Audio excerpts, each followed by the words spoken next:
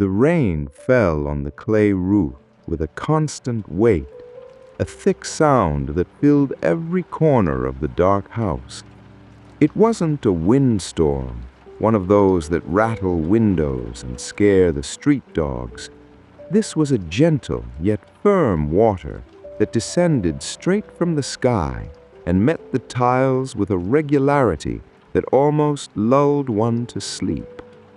But Uncle Adenor wasn't sleeping anymore. He'd been awake long before any light even thought of touching the mountain's edge. Maybe this is just another one of those quiet nights where someone works slowly while the world sleeps. And sometimes that's all we need to fall asleep too. He lay for a while, listening to the water stream down the zinc gutters. The sound of the metal receiving the rain had its own tuning, a tone he'd known for decades living under that same roof. The room smelled of the damp night, that scent of wet earth rising from the yard and seeping through the wooden cracks. He slowly put on his flannel shirt. The buttons seemed smaller in the cold of dawn, or perhaps his fingers were a little stiffer, needing time to bend. There was no reason to rush. Time at that hour was a still pond. He walked to the kitchen, his bare feet touching the polished concrete floor. The floor returned a chill that climbed his legs, a clean, rainy night cold. He lit the oil lamp on the table. The wick crackled softly, and the yellow flame pushed the shadows into the corners, revealing the iron kettle, the cup turned upside down in the drying rack, the folded dish towel. The old woodworker wasn't going to make coffee now. His body craved something else. The yard called, even under the water. He went to the back door, which opened onto the covered porch. There, hanging on a rusty nail on the brick wall, were the pruning shears. The dark metal rested quietly. He reached out and took the tool from the hook. The weight of the cast iron settled into his palm, familiar and exact. It was an old, heavy pair of shears with a thick spring in the middle that required strength to close. The polished wooden handle bore the marks of many winters. He opened the porch door. The sound of the rain intensified, ceasing to be a muffled sound from the roof and becoming a live presence, falling on the leaves in the yard, bursting in the mud puddles, running down the tree trunks. The air outside was icy and carried the freshness of washed plants. He stopped at the edge of the ceramic tile floor of the porch, exactly where the cover ended and the rain began. There, planted in the earth right next to the porch step, was Tereza's rosebush.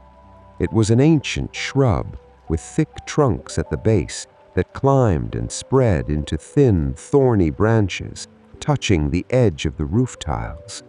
The rain beat on the green leaves, making the branches sway slightly, as if the plant were breathing the water. The rosebush needed pruning. It was the right season, the right cold, the right moon. The plant was dormant, awaiting the blade to awaken strong when the warmth returned. Uncle Adenor looked at the tangle of branches. The light of the oil lamp, which he had brought and left on a wooden stool on the porch, illuminated only half of the plant. The other half was lost in the wet darkness of the yard. Water ran down the thorns, forming drops that glittered for a second in the yellow light before falling to the earth. He tightened his grip on the shears. The spring creaked very softly. The work was there, waiting for him, in the dark of someone who wakes before the whole house wakes. The first step was to approach the exact limit where the rain wouldn't drench him, but his arms could reach the longest branches. The old woodworker planted his feet on the last tile of the porch. A splash or two of water hit the tip of his leather boot, but his body remained protected under the eaves. The rosebush, however, received the full force of the water. The branches looked darker wet, the brown bark taking on an almost black hue, glinting under the faint lamplight. He raised his right hand, feeling the weight of the shears. In his left hand, he touched the first branch. The wood was icy. His thick, calloused fingers ran along the length of the branch, avoiding the thorns with a tactile memory that didn't need his eyes. He found a knot, a small dormant bud on the stem from which a new shoot would emerge. The rule was clear. Always cut a little above the knot at an inclined angle so that rainwater would drain and not rot the plant's wound. He positioned the blade. The cold metal touched the damp bark. He squeezed the wooden handle. The spring resisted for an instant, demanding the strength of his entire hand, and then yielded. The sound of the cut was a dry snap, a muffled clack that cut through the constant sound of the rain for a fraction of a second. The severed branch of wood fell to the dirt ground with a soft thud. The green, acid smell of cut sap rose immediately, mixing with the scent of mud and water. Tereza used to say the rosebush felt the relief of the cut. She used to stand exactly where he was now, but in the afternoon, with a straw hat, talking to the plants as she pruned. She'd say each old branch removed was a weight less for the root to carry. He, at the time, would just watch from the workshop door, finding humor in her conversations with the plants. To him, wood was wood, alive or dead. But now, holding the next branch, he felt that perhaps she had been right. There was a lightness in the piece that fell, a cleanness in the stump that remained. He maintained the gesture. His left hand sought the next branch, his fingers reading the texture of the bark, assessing the thickness, finding the outward-facing bud. His right hand followed with the shears, fitting the blade at the exact angle and squeezing. Clack! Another branch fell. Water ran down his arm when he reached the higher branches, wetting the cuff of his flannel shirt. The cold water touched his skin, but he didn't recoil. The rhythm began to settle in his shoulders, his arms, his breathing. The rain maintained its rhythm on the zinc roof. It was a sound that filled his ears and emptied his mind. Uncle didn't think about the coming day, nor about the things he needed to fix in the workshop. All his attention was on the tip of the shears. A dry branch, brown and brittle, he cut lower. A thin branch that would unnecessarily drain energy. He cut it close to the base. The shrub was slowly transforming, losing the messy shape that autumn had left, revealing its main structure, the master trunks that would support new life. With each snap of the blade, the rosebush became smaller, barer, readier. The familiar rhythm of his body took over the porch. There was no hurry, just the constancy of movement. Left hand pulls, right hand cuts. The sound of the shears found a beat with the sound of the rain.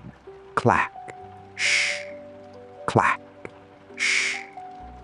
A pile of dry branches began to accumulate on the ground, forming a small, disordered mountain of wet leaves and green stems. He observed the rose plant's structure with the eyes of someone who had spent a lifetime measuring, aligning, and squaring furniture. Woodworking taught him to see the skeleton of things before they were finished.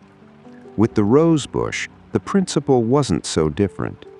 It was necessary to leave the center open for air to circulate, remove branches that crossed and rubbed against each other, and choose the strongest branches to guide growth. The widower didn't understand botany. He understood structure, and the structure of that plant needed balance. He found a thick branch about the thickness of a thumb that was growing inward toward the center of the shrub.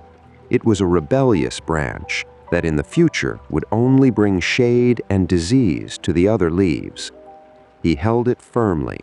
The thorns lightly pricked the thick skin of his palm, but years of calluses from sandpaper and saw blades kept them from piercing.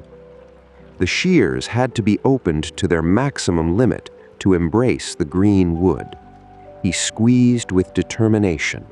The blade tore through the bark, found the hard fibrous core, and stopped.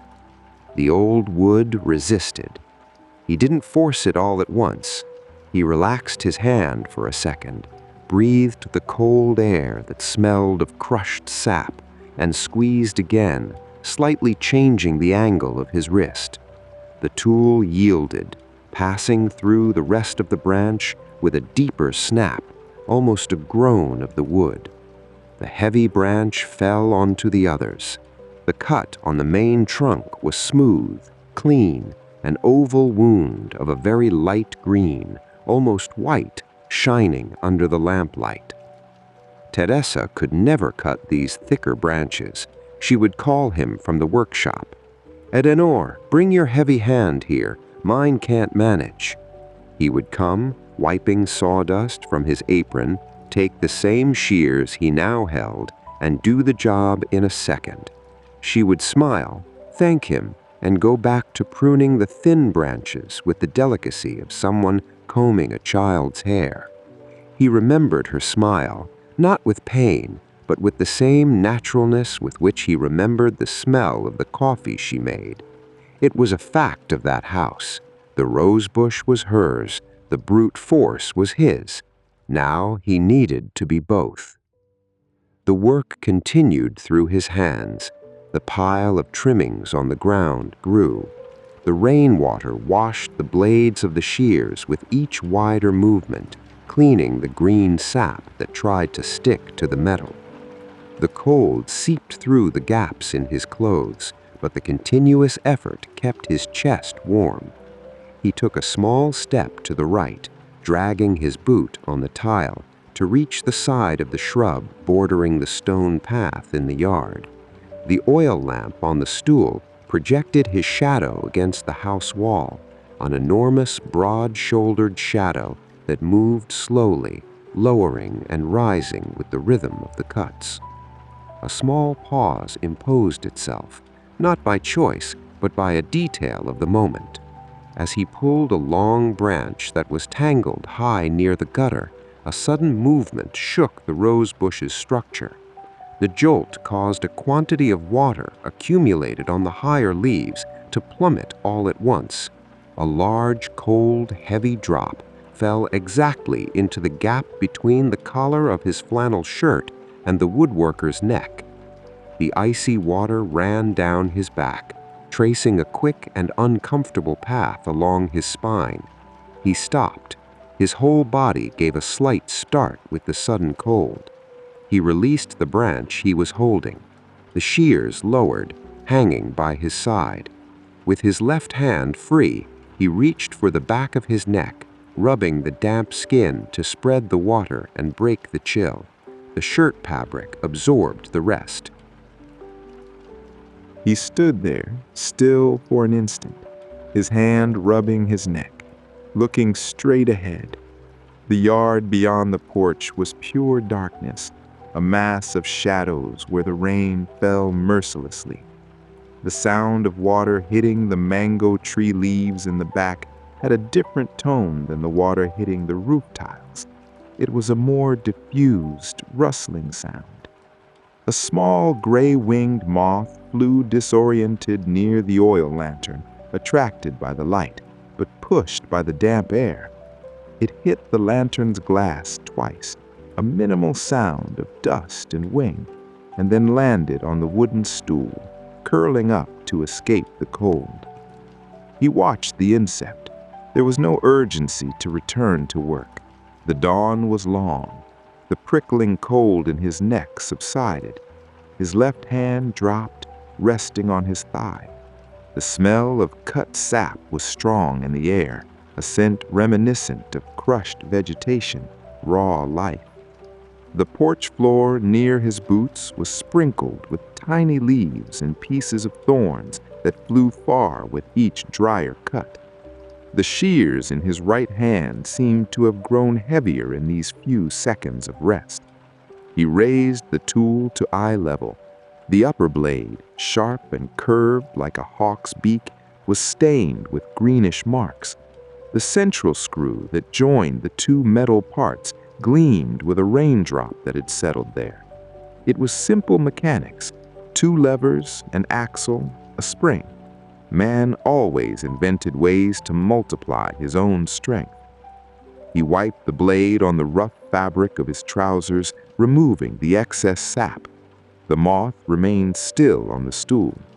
The sound of the rain seemed to have thickened a little, also thickening the curtain of water falling from the eaves, a few inches from his face. He took a deep breath, filling his lungs with that washed air. He turned his eyes back to the rosebush. The lower part was still left, the branches dragging near the earth where the mud splashed. He squeezed the wooden handle again, feeling the perfect fit of his fingers. The pause was over. His arms stretched, his left hand sought the next branch, and the metallic snap sounded again on the porch. Time in the early morning isn't measured by a clock. It's measured by the color of things. The absolute darkness that had accompanied him since he left his bed began to recede, very slowly, almost imperceptibly. It wasn't dawn yet. The sun was far away, hidden behind miles of earth and mountains. But the sky, before any cock in the village thought to crow, began to exchange dense black for a deep navy blue. This change of light transformed the porch. The oil lantern's flame, which had previously reigned supreme and created harsh contrasts, now began to share space with the cold light descending from the clouds. The fine, incessant rain seemed to gain texture, as if each drop were a gray pencil stroke marking the air. The rosebush leaves, once only dark silhouettes, began to reveal their moss-green tones, washed and shining. Uncle noticed the change in the air. The temperature seemed to have dropped another degree with the approach of morning. The cold tightened his finger joints, but the repetitive movement kept his blood flowing. He was crouched now, dealing with the lower branches. The position strained his knees, which complained with a dull crack with each shift of weight. The dirt ground around the roots was soaked. Water formed small puddles that reflected the dark blue of the sky, mixed with the yellow of the oil lamp. He cut a dry branch that was almost buried in the mud. The sound of the cut was muffled by the proximity to the ground. The shear's tip got dirty with wet earth. He pulled the loose branch and tossed it onto the pile, which now reached his shin. The plant was becoming unrecognizable. The dense, leafy shrub had given way to a skeleton of green wood, bare stems pointing up and out, like open arms waiting for something. The pale light of the nascent dawn revealed the architecture of his work. It was clean. Each cut had been made at the right angle. The humidity in the air was already beginning to seal the plant's wounds. Tereza liked this hour. She used to say that dawn was the only time plants truly slept. During the sun, they worked pulling water. During the night, they worked growing. But in that blue hour, between the end of everything and the beginning of everything, they rested. He observed the bark of one of the main trunks. There were small patches of lichen, the color of cigarette ash, clinging to the old wood. He ran his thumb over one of them, feeling its roughness. Nature had its own way of covering what stood still. The smell of wet earth was stronger than ever, a scent that filled his chest and brought an ancient calm. The rain slowed its pace a little, changing from a heavy downpour to a constant drizzle, a fine hiss on the roof. The silence around the house grew thicker, allowing him to hear the sound of water running along the stone paths in the yard. The work was progressing, almost done, just the finishing touches, the loose ends that the new light now allowed him to see. As he searched for a last misplaced branch, the old woodworker's thumb slid more forcefully over the shear's handle. The wood was damp from the rain, but remained smooth, polished by years of friction with human skin. It wasn't the original handle.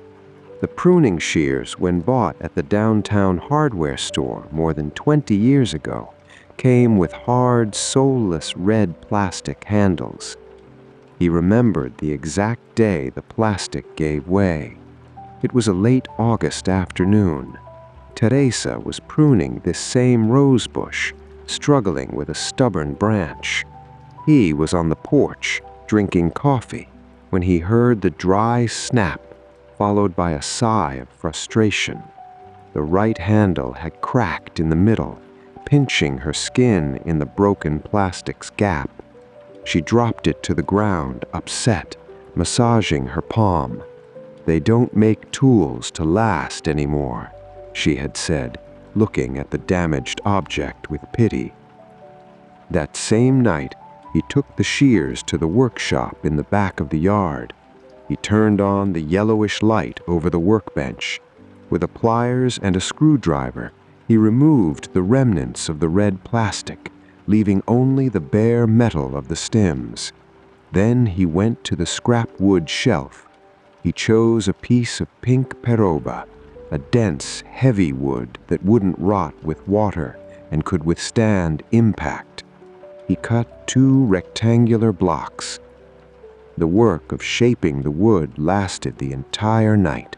With a rasp, he removed the edges, rounded the corners, testing the fit in his own hand, and then reducing it a little more, remembering that her hand was smaller. He sanded with coarse sandpaper, then with medium, then with the finest he had, until the peroba had the texture of polished bone.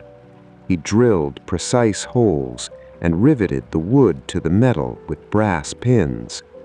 Finally, he applied a generous coat of linseed oil, rubbing with rags until the wood absorbed it all and gained a deep, dark honey-colored sheen. When he handed her the shears the next morning, she didn't say much. She just took the tool, squeezed it twice, feeling the spring, and smiled. The smile of someone who knows they've received something made to never break again. From that day on, the peroba handle began to absorb the history of the yard. It absorbed the sweat from her hands, the natural oil of her skin, the dust of the dry earth, and later it absorbed the sweat and strength from his hands when she could no longer hold the tool. Now, running his finger over the smooth wood under the fine rain, he felt that this handle was the only thing in the world that perfectly knew the shape of both their hands. The wood had molded itself, millimeter by millimeter, to the shared strength of that house. He squeezed the handle one more time. The spring creaked. He made a small cut on a thin twig that had escaped the first cleaning. The snap was soft. The smell of linseed oil had vanished years ago, replaced by the scent of iron, sap, and thyme. The act continued, guided by a tool that was in itself a piece of the history he still held firmly. The porch brightened enough that the oil lamp's light became almost unnecessary. The navy blue sky faded to a light leaden gray, announcing that morning was just there. hidden behind the heavy clouds. The drizzle continued stubbornly, a damp veil that blurred the view of the back of the yard. Uncle Adenor took a step back, moving away from the edge of the roof, and slowly straightened his body. His spine cracked, a dry sound that competed with the noise of water in the gutters. He stood in the center of the porch and looked at the result of his work. The rose bush was completely different from the confused mass of leaves and branches he had found hours earlier. Now it was a clean, rustic, almost severe structure. 5 or 6 main trunks rose from the dark earth, opening in a cup shape, with no branches crossing the middle, no dead foliage hanging. It looked smaller, more vulnerable under the rain, but he knew it was the opposite. There was concentrated strength. All the energy of the root, which was previously lost sustaining old wood, would now be stored, waiting for the first warmth of the sun to explode into new shoots. His right hand, holding the shears, felt heavy. The muscle in his forearm tingled slightly, a good fatigue from someone who had used his body for what it was made for.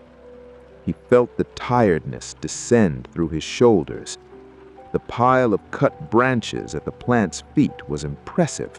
It had more volume than the remaining rose bush itself. There were dozens of stems, leaves, sharp thorns, all mixed in a green and brown pile that smelled strongly of bruised vegetation.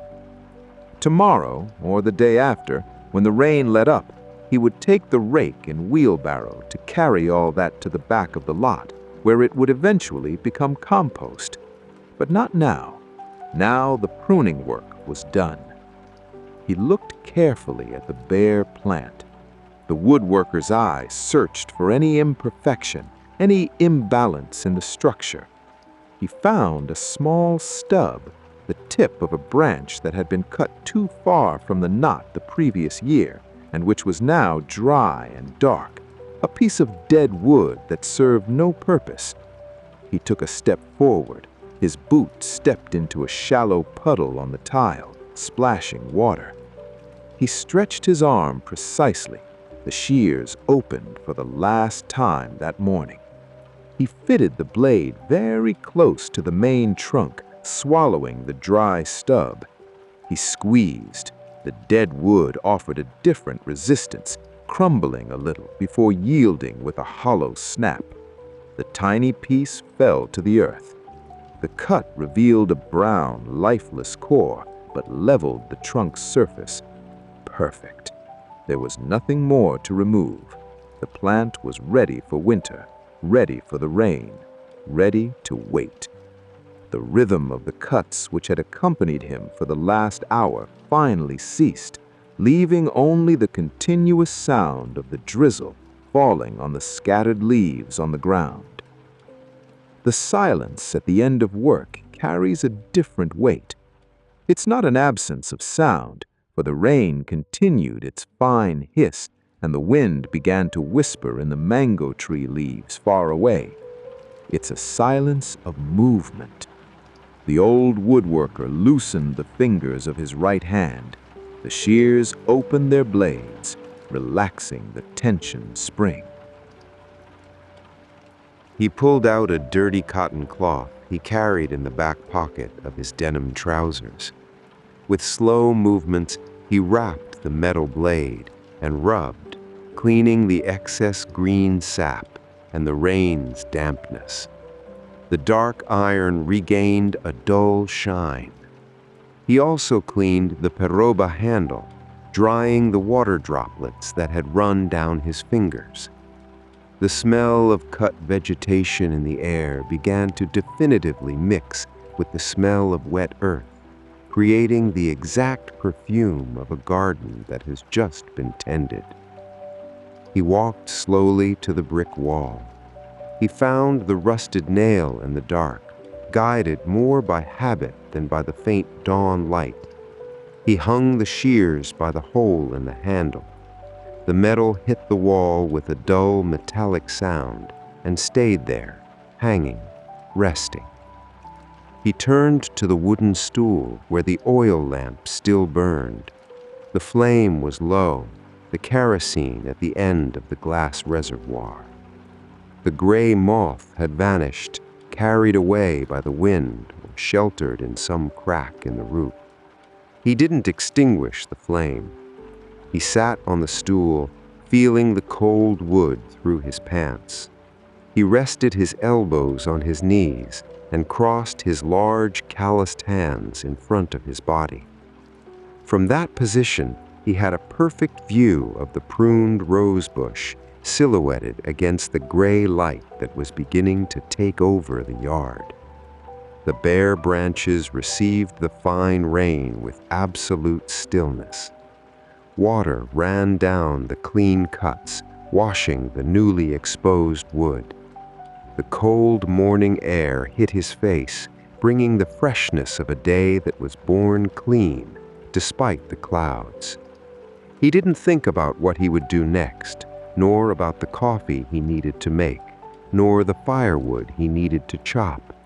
He just sat there, on the porch, listening to the rain fall on the earth as the night finished its departure.